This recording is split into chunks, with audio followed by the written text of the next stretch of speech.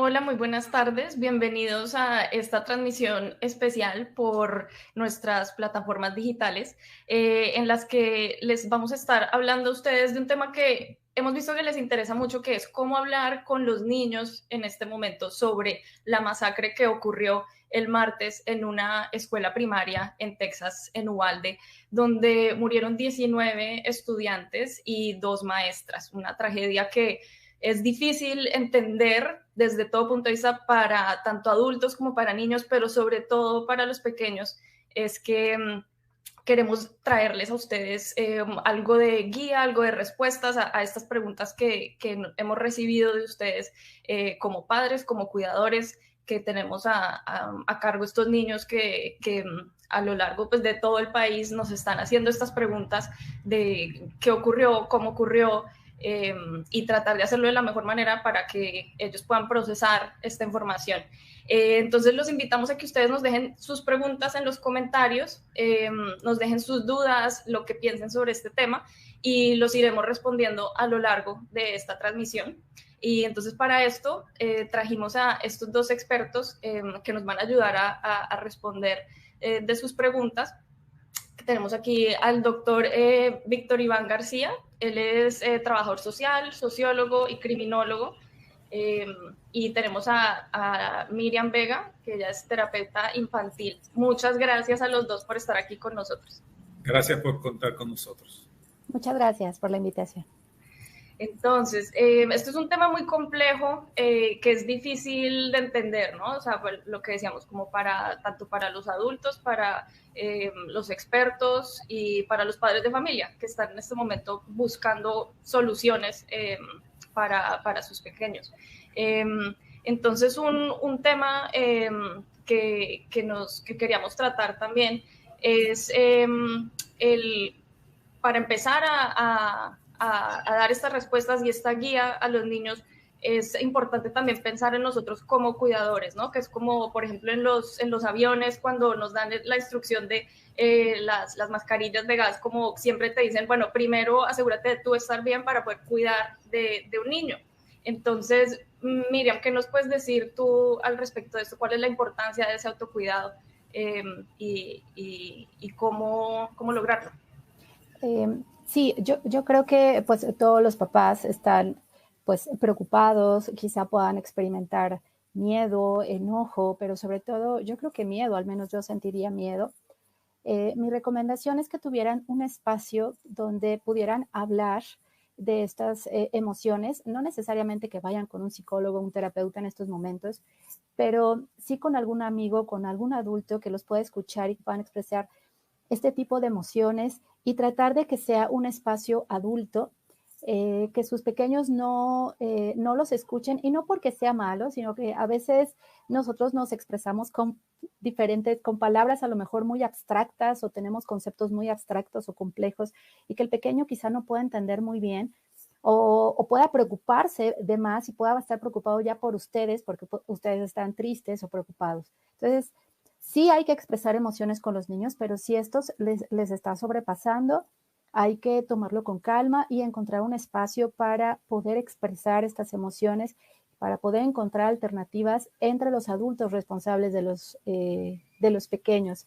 Si nosotros no estamos preparados para dar una respuesta o para escuchar a nuestros pequeños, o si de repente nuestro niño nos dice, es que tengo miedo, mamá, y entonces en ese momento yo me pongo a llorar, le digo, sí, yo también tengo miedo porque creo que te va a pasar tal cosa, en lugar de ayudarle a resolver esa situación o a expresar o a regular esa emoción, quizá pueda hacer que se incremente.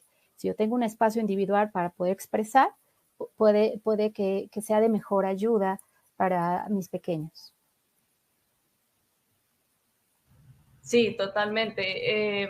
Sí, que sea un espacio entre adultos para no traspasarle como a veces esa ansiedad también a los niños, que a veces se sienten responsables también de las situaciones. Ellos no saben diferenciar, ¿no? Como cuando entra su papel, su responsabilidad ahí.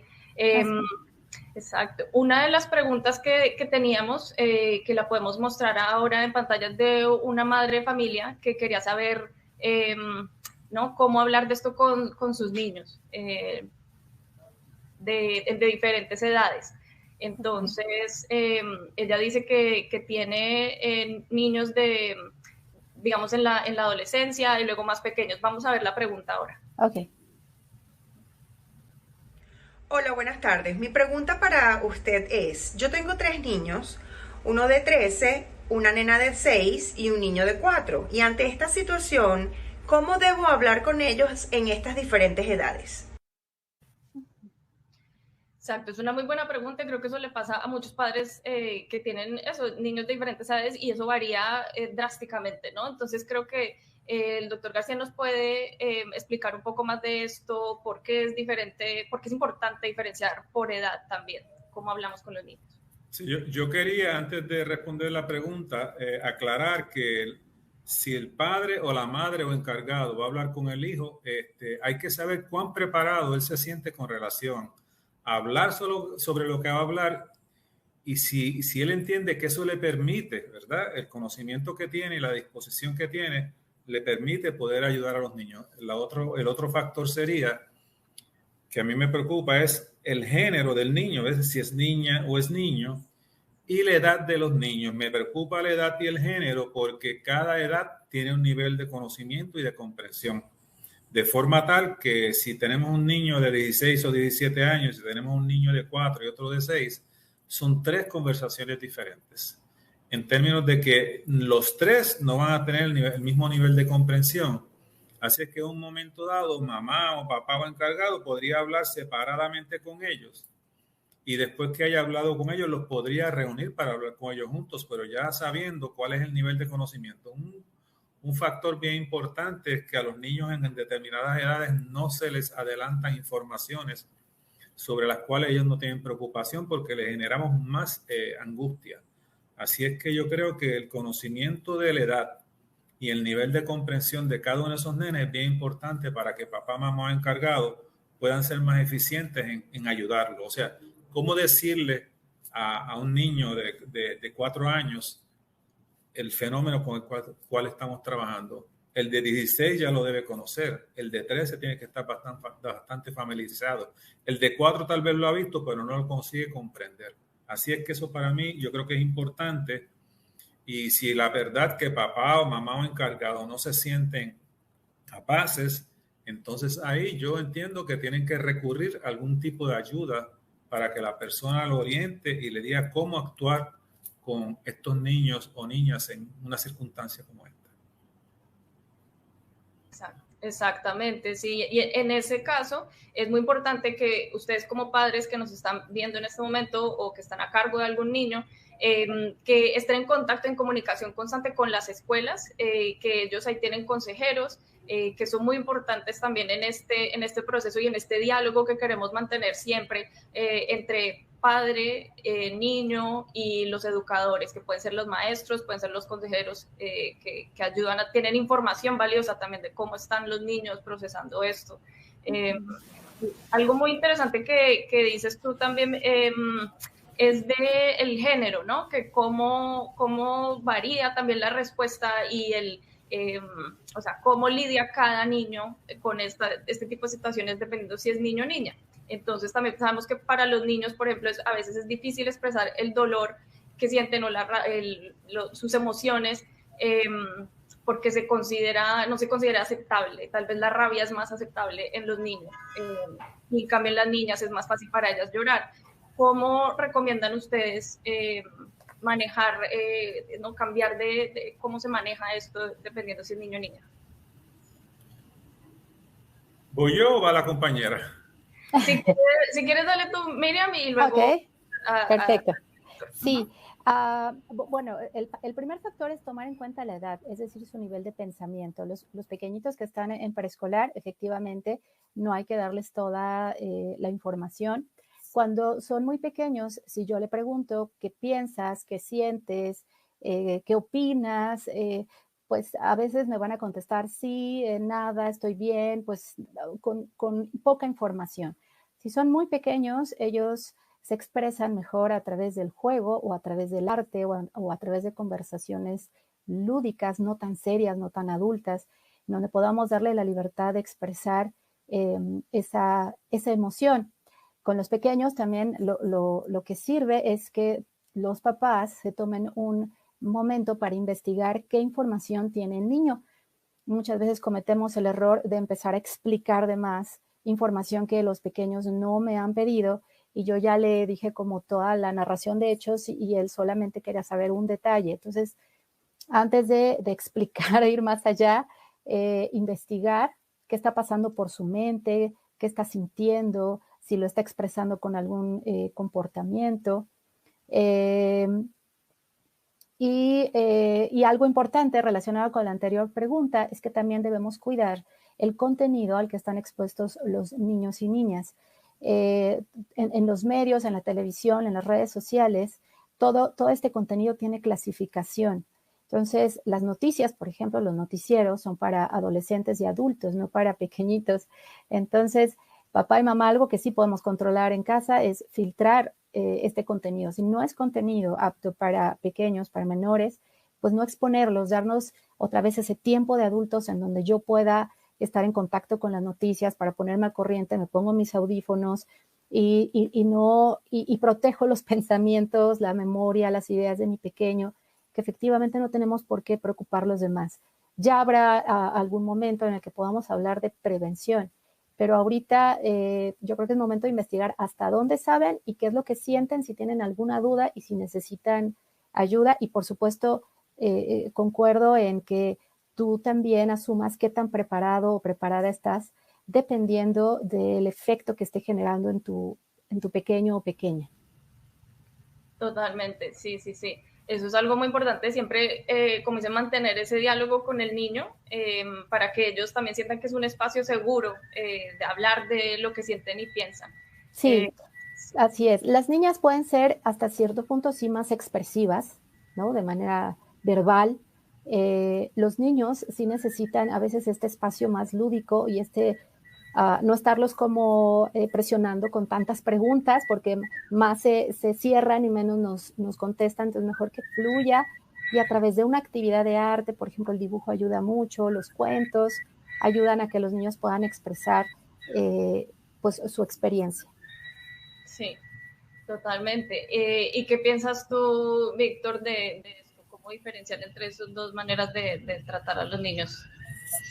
Yo concurro con la compañera psicóloga de que ciertamente la edad del niño es sumamente fundamental, ¿verdad? Entonces la dimensión de género también, porque los niños, los varoncitos, de modo general, parecen estar más alineados a entender lo que es violencia. Las niñas la ven desde otra perspectiva, a pesar de que hoy en día los juegos y la comunicación hace que los dos lo vean de la misma forma, pero la crianza, de modo general, en los grupos latinos, en el contexto de los Estados Unidos, todavía guarda una diferenciación de tareas y de comprensión de conceptos por género, de forma tal que papá y mamá van a orientar de forma diferente al varoncito dependiendo de la edad de lo que orientarían a la niña. Sin embargo, yo soy partícipe de que tanto en niños como en niñas nosotros desarrollemos lo que se llama en sociología el locus de control interno, que es enseñar al niño, independiente de la edad, a él aprender a tener conocimiento y control de sí mismo y del contexto en que él está. Yo comenzaría, por ejemplo, por el propio contexto de la casa, ¿verdad? ¿Qué control tiene el niño sobre su ambiente en la casa? ¿Qué control tiene el niño sobre su persona? ¿Cómo ese control que el niño tiene, papá y mamá se van a ayudar a desarrollar? ¿Y en qué medida este niño, nosotros conscientes de que le hemos dado este conocimiento, le podemos, como dice la compañera, dependiendo de la edad, ir dándole explicaciones? Porque si no, los conceptos se tornan vacíos. Y en el momento que un concepto se torna vacío, como por ejemplo violencia, la violencia es un concepto tan amplio y tan complejo que para explicárselo a los niños, como dice la compañera, hay que tener muchísimo cuidado. Y ciertamente aquí estamos hablando con un acto de violencia, ¿verdad? Donde se involucran armas, se involucra agresividad, se involucran muerte y todo el efecto que tiene la muerte, ¿verdad? Sobre los compañeros, sobre las personas. Y ciertamente ellos han visto todo esto por la televisión. Ahora, ¿cuán real y cuán palpable es esto que ellos han visto? Ahí es donde la compañera psicóloga, muy bien explicado, que habría que ver de qué formas, qué técnicas y qué estrategias nosotros vamos a utilizar para explicarle a los niños sobre lo que está pasando. Como por ejemplo, ella habló de actividades lúdicas, ella habló del diseño, ¿verdad? Uno podría hablar de colocar pequeñas situaciones para que ellos reaccionen, de analizar cosas, de ir a través de cuentos, y una cosa bien interesante es apoyarse en las estrategias de la cultura. Nuestras culturas latinas son muy ricas en el asunto de contar historias. Entonces, ¿cómo yo puedo contar una historia para que el niño se involucre y vaya entendiendo a través de la historia qué es lo que está pasando? Claro, ahí tendríamos que tener cosas con las cuales ellos se vayan identificando poco a poco y que lo que papá y mamá le digan le haga sentido. Claro, un adolescente no le puedes hacer el mismo cuento que le hace a un niño, ¿verdad? Yo me estoy refiriendo a lo que en inglés llaman del storyteller, el que cuenta, el contador de historias. Nuestras culturas son riquísimas, la mexicana, la puertorriqueña, y todas estas culturas latinas son ricas contando historias. Y yo creo que, como ella muy bien dijo, pues una forma a través de la cual papá y mamá podrían entrar a trabajar estas conceptuaciones, estas historias de vida con esos niños. Sí, exactamente. Y esa precisamente es una de las preguntas que nos ha enviado una madre que ella dice cómo hablar de esto sin normalizar esa violencia. Vamos a ver entonces esa pregunta ahora. La pongo. Buenas tardes. Tengo 2 hijas de 9 y 15 años de edad y quisiera saber cómo debo hablar con ellas para no normalizar lo sucedido en Uvalde, Texas. Exacto, entonces, ¿cómo hablar de lo que pasó y cómo explicarles con hechos, no tapar, digamos, lo que pasó, sino que ellos lo entiendan, pero al mismo tiempo que no se vuelva algo normal esta violencia? ¿Cómo lo ven ustedes? Miriam, si quieres, adelante. Sí, hablar del hecho de la palabra violencia con los niños sí es complicado, ¿no? Hasta ellos cuando la escuchan se quedan como, algunos se espantan, algunos se quedan como, ay, ¿qué es eso? Como que la asocian mucho a cosas relacionadas con la cárcel o así, ¿no? Definitivamente la violencia no es normal y empieza desde pequeños pasos en casa, hablando, por ejemplo, de los derechos humanos, de valores básicos, de convivencia, de respeto, de asertividad. Los papás y mamás debemos estar muy conscientes de los derechos de los niños, niñas y adolescentes y constantemente estarlos repitiendo, así como yo tengo derecho a ser tratada de manera cordial, amable, con amor, pues la otra persona también. No se normaliza desde que yo le enseño a mis pequeños que si veo que alguien está molestando a otro compañero, no participe y denuncie con algún adulto, que no ponga apodos. Y a veces ese tipo de conductas nos parecen tan insignificantes a los adultos, pero desde ahí va creciendo, tolerando. Las personas nos vamos siendo más tolerantes, ¿no? Pues está chistoso burlarnos del otro, jajaja, me da fuerza. Si no hay un adulto ahí supervisando ese tipo de conductas, pues puede ser peligroso, ¿no? Las películas, cuando los pequeños están observando contenidos en redes sociales, en las plataformas digitales, es muy importante, otra vez, que respetemos las clasificaciones, y yo hago mucho hincapié porque los contenidos de películas son a veces muy violentos. Hablábamos en la tarde, por ejemplo, de las películas de Avengers, que como creemos que son superhéroes, son para preescolares, y no, si vemos la clasificación, muchas de ellas están diseñadas para niños de 13 años y más. Porque hay armas, porque hay sangre, porque hay peleas. Y si estoy viendo, por ejemplo, de repente una escena así con un pequeño, es bien importante en ese momento hablar con ellos y decir, eso que está pasando a lo mejor es ficción, puede pasar quizá en un entorno real, pero no está bien, Eso que estás viendo no está bien. O si vemos una película, una escena en donde un niño molesta a otro, siempre la supervisión y el diálogo con los niños sirve mucho. Y aunque nosotros pensemos que no nos están escuchando y nos están dando el avión, de verdad que sí hacemos una diferencia cuando supervisamos lo que nuestros pequeños están viendo en los contenidos. De que ahora, con este tema de la pandemia que estuvimos encerrados, los niños muchos se hicieron adictos a las pantallas, pero papis, es bien importante cuidar los contenidos, las clasificaciones, obedezcan, sigan los lineamientos de los videojuegos. porque los pequeños no saben diferenciar entre la ficción y la realidad. Entonces, no los expongamos. ¿Para qué les metemos estas imágenes en la mente? Y no normalicemos conductas muy veladas de violencia, que muchas de ellas empiezan a nivel escolar, y que entre adultos nos cuesta trabajo hablar de violencia a nivel escolar. Sí hay violencia escolar, y a veces es muy velada, y no justificarla y no decirle que a nuestro pequeño le quede bien claro que está mal y que no puede reforzar este tipo de conductas, y que siempre debe estar como denunciando o no compartir, ¿no?, con este tipo de conductas. Claro, totalmente, porque además de lo que ha surgido después de este tiroteo y que ha pasado con otros tiroteos pasados, sea en escuelas o no, es que muchas veces el atacante ha sufrido abuso infantil, ¿no? Y en las escuelas ha sufrido de bullying.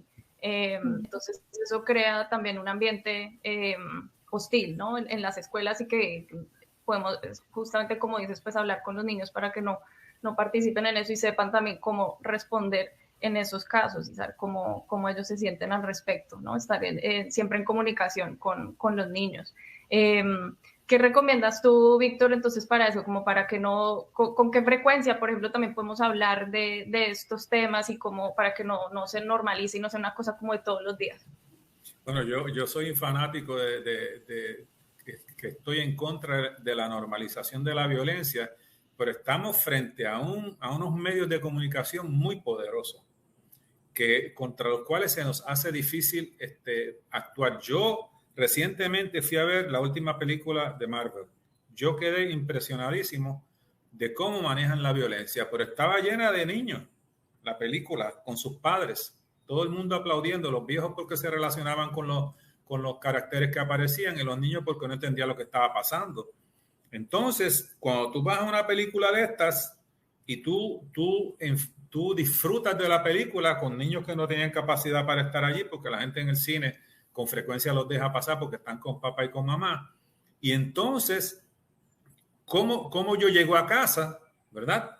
Y intento en casa tener unas conductas, y en la cabeza de los niños, independientemente de la edad, lo que sale es cuál es la coherencia entre lo que yo vi allá y lo que yo estoy viviendo acá, ¿verdad? Como dice la compañera psicóloga, porque las cosas más pequeñas dentro del contexto del hogar, que le dan al chico o a la chica la capacidad de entenderse a sí mismo y entender el ambiente, pues tienen que tener un nivel de coherencia con el cual ella se puede relacionar. De lo contrario, una cosa es lo que yo veo en las películas y, como dice la colega, yo pienso que es real, y otra cosa es lo que yo vivo en casa y lo que yo vivo en la escuela. Entonces, fíjate que inclusive a mí, cuando hablaba con la compañera anteriormente, me vino a la mente cuán importante es que esta circunstancia no es solamente un problema de papá, mamá y cuidador. Este es un problema de papá, mamá, cuidador, de la comunidad y de la escuela. Entonces, nosotros tenemos que allegarnos a la escuela, por ejemplo, para hablar como padres con la organización de padres y maestros, para tener una línea de atención con relación a cómo vamos a definir las cosas y cómo vamos a orientar a nuestros hijos, para que entonces la orientación de la escuela se complemente con la orientación del hogar. De forma que mamá y papá, cuando están hablando con los chicos, tienen una línea de coherencia de acción, y estaría en contra de la normalización de la violencia como se trabaja, porque es sumamente difícil y sociológicamente sumamente complejo uno ver cómo es que uno le dice al niño esto no se hace, y él va a la película, se hace y se aplaude.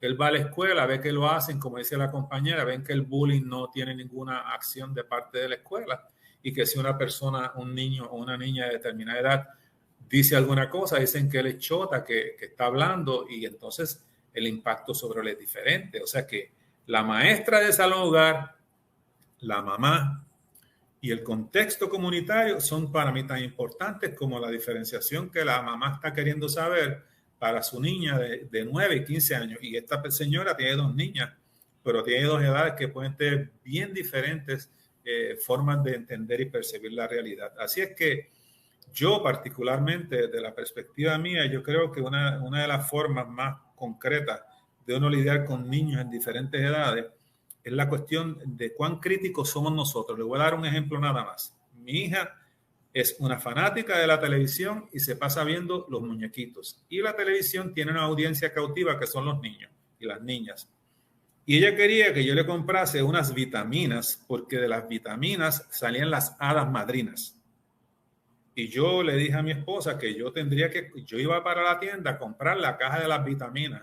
Y ella me dice, ¿pero por qué vas a hacer eso? Y dice, porque yo le voy a colocar a ella la cajita de las vitaminas al frente, aunque parezca cruel, para que ella abra la caja y vea salir las vitaminas.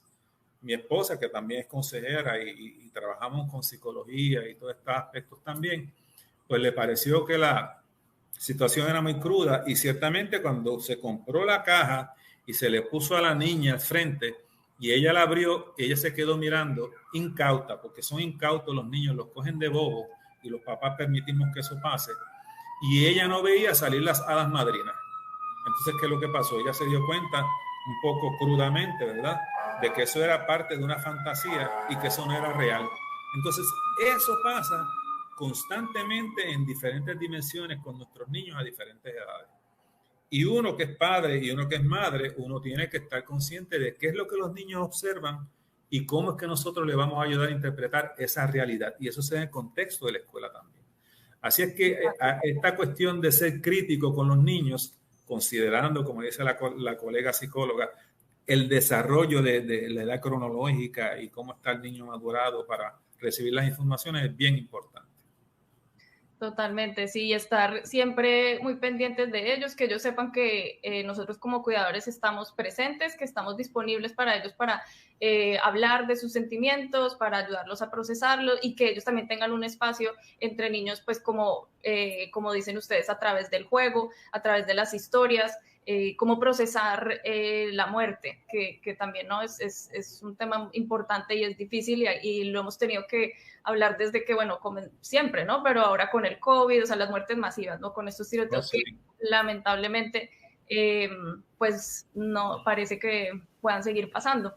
Entonces, les pedimos a ustedes que nos están viendo en sus celulares, en sus casas, que nos sigan dejando preguntas en nuestras redes, en todas nuestras plataformas. Nosotros les vamos a ir contestando para tenerles el contenido, pues irlos informando, pero también darles ayuda y guía a ustedes con tips y con acciones que ustedes pueden tomar en sus casas de la mano de expertos. Entonces, como Miriam Vega, que es terapeuta infantil, y el doctor Víctor García, que es sociólogo, criminólogo, que nos han ayudado a tratar de entender estos temas tan complejos como fue este tiroteo en la primaria en Uvalde, cómo nos afectan a nosotros como cuidadores y cómo ayudar a los niños a procesarlo.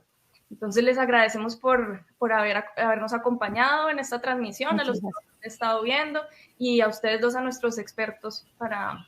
Muchas gracias por contar conmigo, por lo menos. Me imagino que la compañera también se siente igual, ¿verdad? Sí, muchas gracias. Vale, muchísimas gracias y entonces nos veremos en la próxima transmisión. Cómo no, con mucho gusto. Hasta luego.